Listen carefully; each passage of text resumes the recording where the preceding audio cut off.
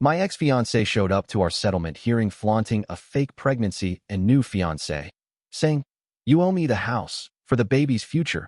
But when I revealed the paternity test and exposed her lies in front of everyone, even her new man walked out on her. I should have known Chloe wouldn't just let go. When we broke up, I hoped we could part ways like adults. That hope disappeared fast. Within weeks, she was twisting the story to anyone who would listen, telling mutual friends I'd abandoned her, selectively leaking old texts to make herself look like the victim. Then came the harassment claim, completely fabricated.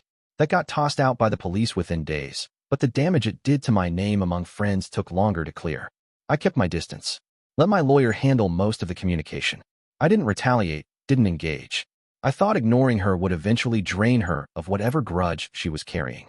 Then she showed up uninvited to my sister's engagement party, dressed like she belonged there, clinging to my arm in front of guests who hadn't heard we split. That night was when I realized she wasn't just bitter. She was obsessed with control. Losing the relationship wasn't her issue. It was losing the narrative. So when the day came for our property settlement meeting, I already had a gut feeling she'd turn it into a performance.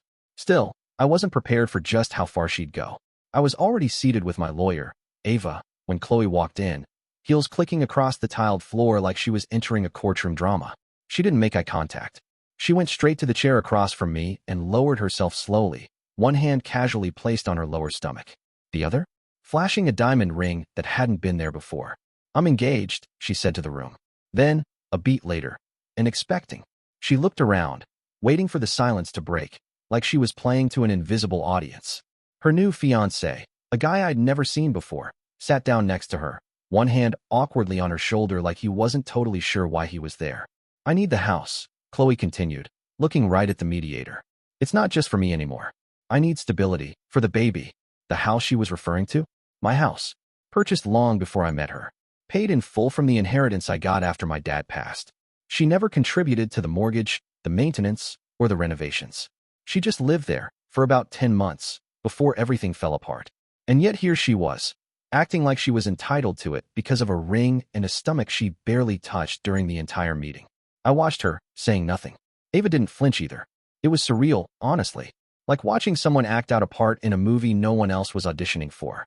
Chloe had always been dramatic, sure, but this was a whole new level.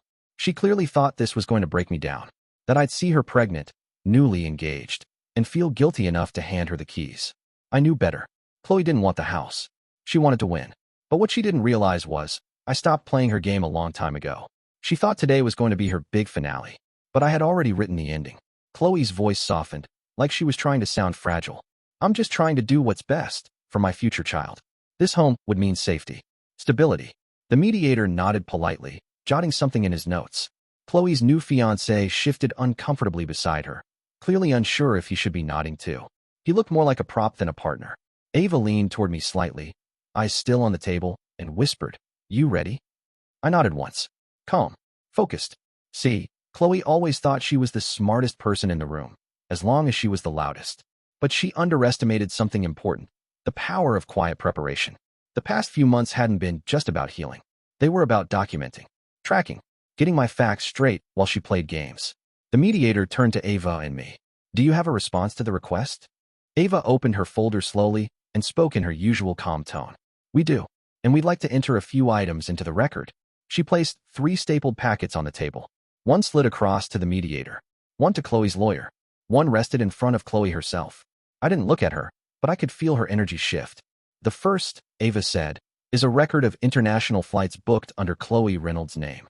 This includes a 10-day trip to Cabo San Lucas, booked 3 months after the breakup." The mediator flipped to the first page. Chloe didn't say anything. Her lawyer leaned in, scanning quickly.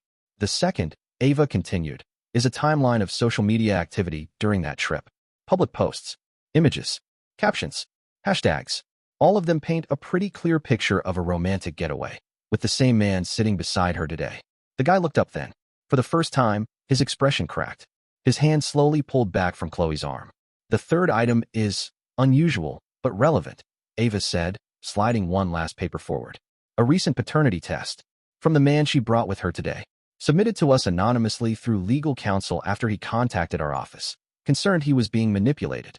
Results came back negative." Chloe blinked. Just blinked. Like her brain had stopped working for a second. Her fiancé stared at her, confused.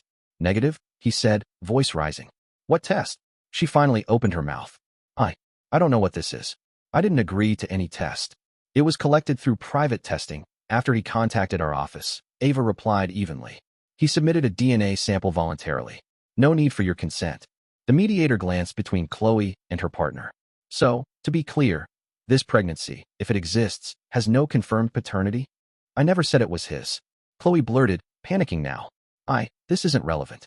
But you implied it, Ava cut in. He came here under the impression that he was the father, and that this house was part of his future. There it was. The unraveling. Her lawyer tried to pause things, asked for a moment to confer, but it was already too late. Chloe's fiancé stood up, quietly at first, looked at me, then back at her, and without a word, walked out of the room. She didn't even chase him, just sat there, stunned, like all her chess pieces had suddenly vanished from the board. The mediator closed the file and said, "Let's take a 10-minute break." I leaned back in my chair. When we came back from the break, Chloe looked smaller, not physically, but that presence she always tried to carry, the kind that filled every room like she was the main character, was gone. She sat alone. No fiancé, no ring on her finger anymore. She kept fiddling with her water bottle, tearing the label into pieces like she didn't know where to put her hands. Her lawyer did most of the talking now, and he was struggling. See, Chloe's entire claim was built on two things: emotional appeal and financial dependency. She hadn't realized we'd quietly gathered enough evidence to cut through both. Ava brought out the last set of documents. We'd also like to submit financial disclosures, Chloe's, specifically, over the last year. She paused, then added, these include discrepancies between her official statements during separation proceedings and her actual spending records. Chloe's lawyer tried to push back. We weren't made aware of this submission in advance. Because it just came back verified last week, Ava replied. Her credit card activity alone shows over $20,000 spent on personal luxury purchases since the breakup, while claiming zero income and requesting spousal support. The mediator's tone changed. It was no longer conversational. It became procedural. Are you suggesting financial misrepresentation? Yes, Ava said. Intentional. She filed as dependent while actively concealing independent income and assets. The mediator scribbled something quickly, then set his pen down. We'll be referring this to the family court for investigation into fraudulent intent. The property in question remains solely under Mr. Keller's name, title deed and mortgage included. No transfer will take place. I didn't look at Chloe. I didn't need to. Her voice came out barely above a whisper. Wait, this isn't how it's supposed to go. I looked up then, not to gloat, not to rub it in, just to say what needed to be said. No, I told her. It's going exactly how it should. The session ended.